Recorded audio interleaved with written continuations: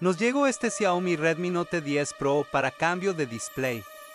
También nos pidió el cliente cambiar su tapa aprovechando. Tratamos sus aparatos tecnológicos con el mayor cuidado. Recuerden, gente de Toluca, estamos a sus órdenes.